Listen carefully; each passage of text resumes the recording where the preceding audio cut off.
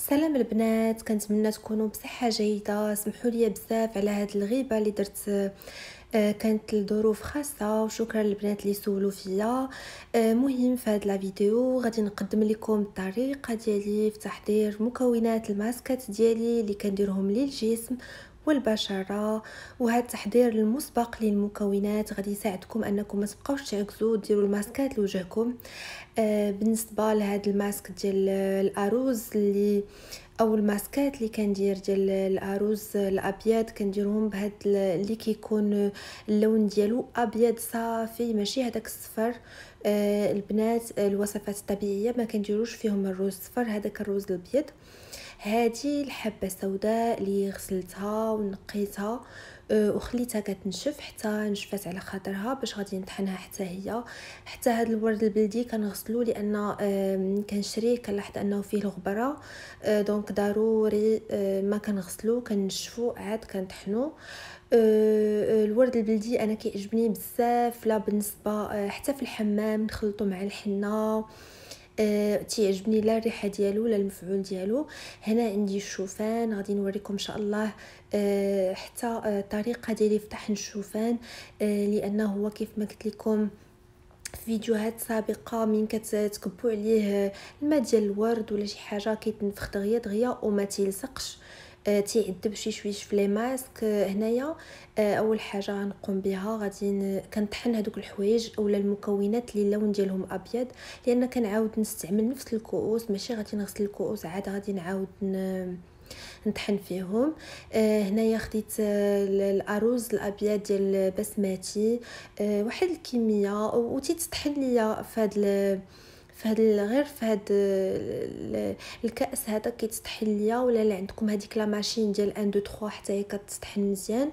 بالنسبه الحمص حتى هو كنستعملو الوجه ديالي، وان شاء الله غادي نقدم لكم العديد من الماسكات بالسقله صحراويه، بزاف ديال الماسكات بالحبه السوداء اللي هي مازال ما درتش لكم بها ماسك. هذا الشاي الاخضر، البنات اللي بقاو تيسولوني بزاف على الشاي الاخضر فين نلقاوه. البنات راه انا كنطحنو غير في الدار، كنشري دي ساشي شاي اخضر ما معاه حتى شي حاجه باش كندير به هذاك الماتشا غرين تي ماسك للوجه ديالي.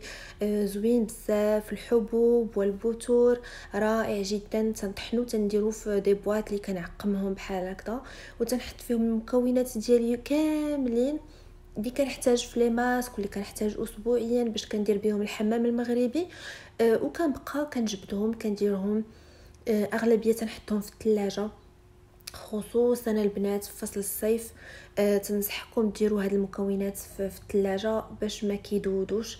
ديجا وقعت لي مع اللوز، وقعت لي مع الطحين ديال الارز مع الصهد، البنات كيخسروا. دونك انا غادي نطحن غير في هاد الكؤوس هادو. بالنسبه الارز غادي نوريكم واحد الطريقه سهله جدا، هي من غتحركوه وغادي يبقى تيدير الصوت، يعني مازال ما تطحنش.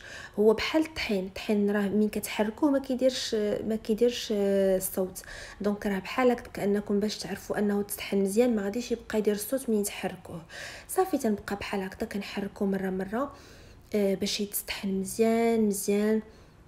البنات راه فرق كبير بين الارز الابيض اللي مطحون في الدار وهذاك اللي كتشريوه. علاش؟ سبحان الله هذا كيكون صافي ونقي.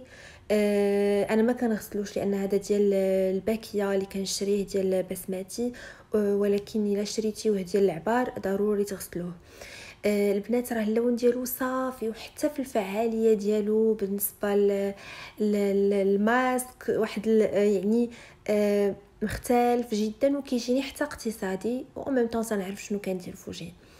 صافي تنطحنو مزيان وعلى هذا الشكل هذا. كيف ما قلت لكم الحمص ما تزعموش طحنوه في الدار، انا كنديه عند العطار كنجيبو كنغسلو كنشمشو وكنديه عند العطار كيتطحن.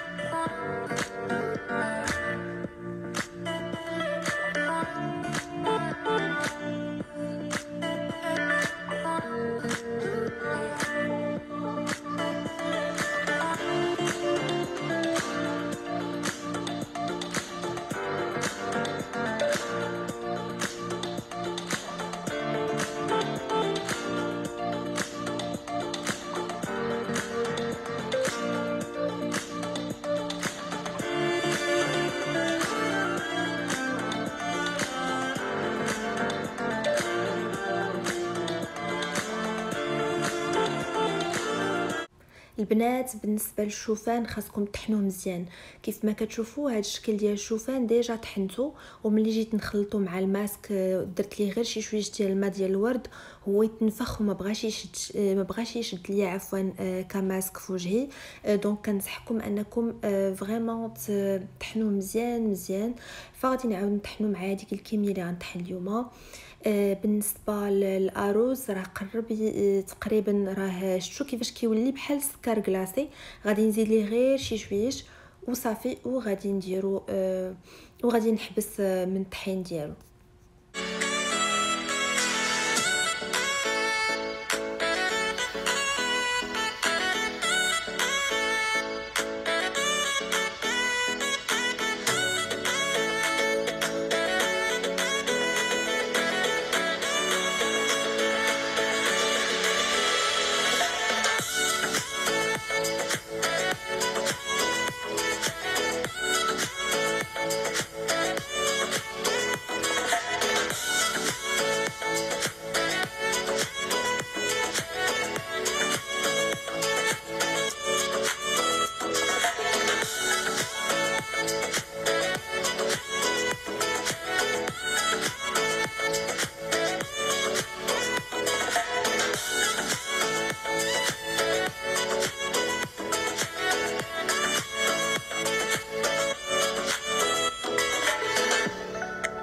صافي هذا هو الشكل ديال الارز ديالي من بعد ما تطحن. كيف ما قلت لكم كيولي بحال سكر كلاصي، وتيجي ساهل في لابليكاسيون ملي كديروه، وكتستافد منه بزاف البشره. كيف ما شفتوا بحال هكا راه فريمون رقيق رقيق بزاف، و تيكون ساهل ملي كتخلطوه مع لي ماسك ملي تيتنفخ في لابليكاسيون على وجهكم.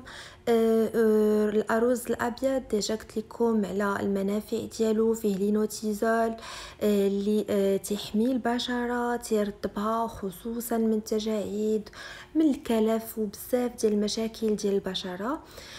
صافي هنايا غادي نطحن الشوفان اللي حتى هو كتعرفوني متتبعات ديالي كنديرو بزاف في الوصفات الطبيعيه، لان هذيك الالياف ديالو قابله للذوبان وكتخترق الجلد ديال البشره ديال الوجه، وكتحمينا من الشيخوخه، من الحبوب، البثور، جميع انواع البشره. البنات اللي جربوا التونر راه عجبهم بزاف، التونر ديال الشوفان اولا ديال الفلوكون دافوان، وساهل ما فيهش بزاف ديال المكونات، والبنات صفى ليهم بزاف وجههم. وانا اللي البنات اللي شكروني، انا بالدور ديالي كنشكركم انكم تقتوا فيا وكتجربوا الوصفات ديالي. صافي هنايا غادي نطحن الحبه السوداء اللي كيف ما قلت لكم غسلتها مزيان. كيف ما كتعرفوا هادشي كيكون فيه الغبره، ويقدر تلقاو فيه حشرات ولا اي حاجه. مهم غسلته مزيان ونشفتو، خليته تنشف على خاطرو باش كيتطحنوا المكونات مزيان. الا كانوا ناشفين مزيان كيطحنوا مزيان. صافي وغادي نطحنو بالدور ديالو. هنايا الشوفان ما تيقوش فيها البنات، راه واخا يبان لكم بحال هكذا بودغ، لا دابا هذا راه غادي نزيد نطحنو، غادي نزيد نطحنو مزيان نحركو ونعاود نطحنو.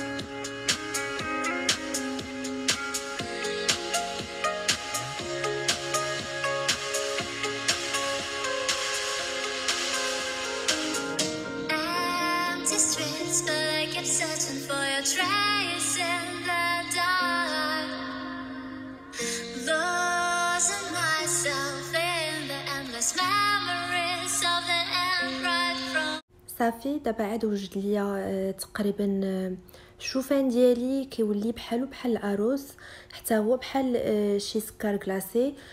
صافي وغادي نخليه جانبا حتى هو باش غادي ندوز غادي نطحن الحبه السوداء اللي ما عمرني ما درت لكم حتى الان.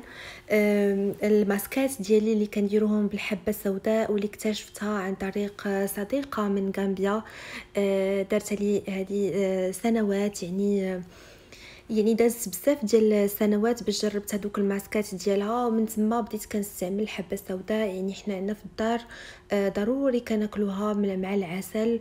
هي صحيه بزاف ومذكوره، يعني والصنع ليها رسول صلى الله عليه وسلم. ولكن انا البنات ما عمرني ما درتها لوجهي كيف ما قلت لكم، حتى تلاقيت صديقه ديالي اللي من غامبيا ولقيتها كدير الماسكات ديال الحبه السوداء وبديت كنستعملها. رائعه جدا، من كديروها على وجهكم بحال كتحطوا شي فوطه ساخنه، ما تدير لا حساسيه لا حتى شي حاجه. رائعه جدا، كتعطي واحد الوجه كيولي صافي ونقي، لا من المشاكل البنات اللي عندهم مشكله ديال لاكني، لا المشاكل ديال الاسمرار، ولا مهم. رائعه جدا. دابا ان شاء الله ندير لكم عليها فيديو، ندير لكم عليها بزاف ديال الوصفات، لا الصابونه ديال الحبه السوداء لا الصابون البلدي ديال الحبه السوداء، حتى هو تيصفي الجسم وتيخرج الوسخ بزاف البنات. وايضا غادي ندير لكم ان شاء الله الماسك. البنات المتتبعات ديالي اللي من بلدان عربيه اخرى تيقولوا لها الحبه البركه. وكتدخل هي في علاج العديد من المشاكل ديال البشره كيف ما قلت لكم، من مثل حب الشباب، لان فيها مضادات الاكسده والاحماض الدهنيه اللي اساسيه، وكتعالج ايضا الجفاف ديال البشره والمشاكل ديال التجاعيد. وغادي تلاحظوا بانها تعطيكم واحد الحيويه وتحافظ لكم على البشره ديالكم، خصوصا من العلامات ديال الشيخوخه. انا كيف ما قلت لكم كناكلها بزاف، زوينه بزاف المشاكل ديال الحلق والتهاب الحلق، زوينه بزاف. دابا ان شاء الله ندير لكم نتقاسم لكم معكم الوصفات ديال حبه البركه. شي شويه صعيبه هي في الطحن، غير عطيوها الخاطر بحال هكذا، بقاو تحركوها باش تطحن كامله بنفس الطريقه.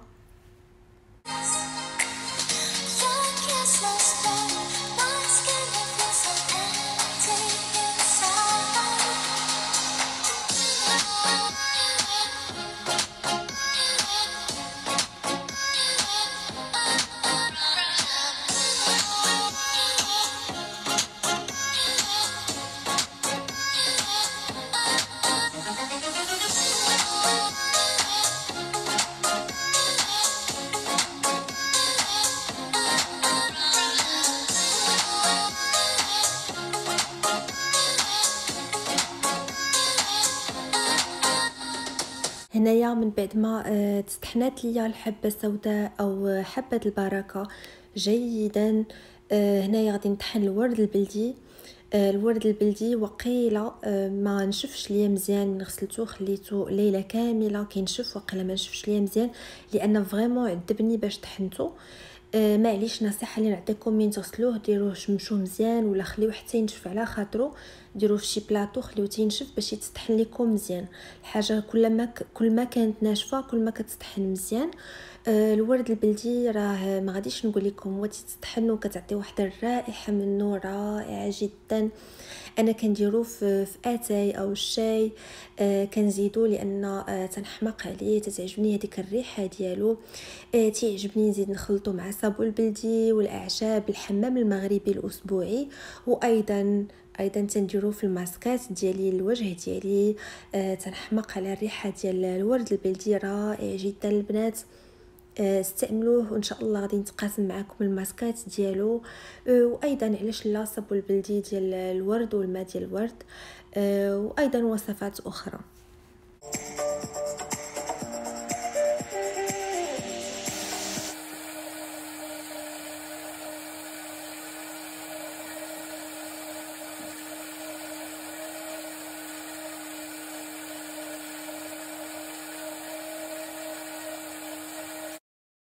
صافي هنايا الورد البلدي ديالي تطحن ليا مزيان مزيان. الرائحه اللي كتنبعث منه رائعه جدا ومريحه. انا تعجبني بزاف كيف ما قلت لكم، لا في الاكل ولا في الوصفات الطبيعيه ولا في الحمام المغربي. كنحماق على الورد البلدي، وحتى اللون ديالو تعجبني، اللون ديالو كيعجبني بزاف. البنات، صراحه الطريقه اللي كندير وكنتمنى انكم ديروا بحالها بالنسبه للبنات اللي تيعكزوا وتيصيفطوا لي دي ميساج كيقولوا لي وي اختي راه جربت هذيك الوصفه مره ولا جوج، راه كنعكز انني ندير الوصفات الطبيعيه لان خاصني نداوم عليهم. البنات اللي كيعكسوا وجدوا بحال هكذا ديروا واحد تحضير مسبق المكونات، صوبوهم على يديكم، غسلوهم نقيوهم وطحنوهم وديروهم في دي بواط، بقى تلقاوهم واجدين. ما غاديش تبقاو تعكزوا، غتبقاو تجبدوا غير ديك الكميه اللي غتحتاجوا وصافي. وديك الساعات غادي تتبعوا لي ماسك ديالكم ان شاء الله وتلقاو عليهم نتيجه.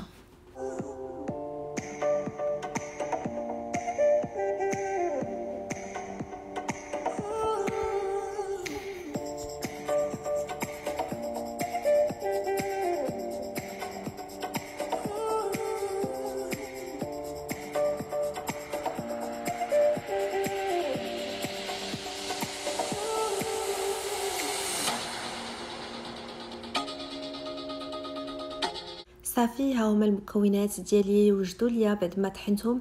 شفتوا الطريقه سهله جدا وفريمون ما تاخذش لكم بزاف ديال الوقت، يعني ساعه تقدروا ديروا فيها هاد الشيء كامل اللي شفتوه قدامكم. هذاك اللي كتشوفوه في واحد لابواط ترانسبارونت هذاك راه الحمص. الحمص اللي ديجا طحنته عند العطار واحد الكميه واللي باقي لي منه، دونك مازال ما غاديش نطحن الحمص. بيان سور ما تيتطحنش في الدار كيف ما قلت لكم.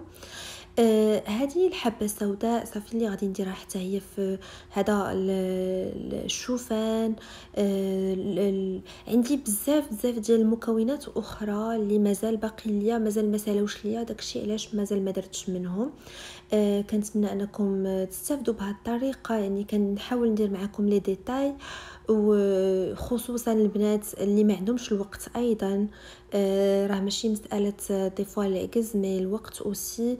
هاد الطريقه زوينه بزاف واقتصاديه البنات. هاد المكونات الا جيتو تشريوهم يعني واجدين مطحونين، دي فوا تشريو 250 غرام ولا 300 غرام في دي ساشي بحال هكذا، راه كيتقاموا غاليين.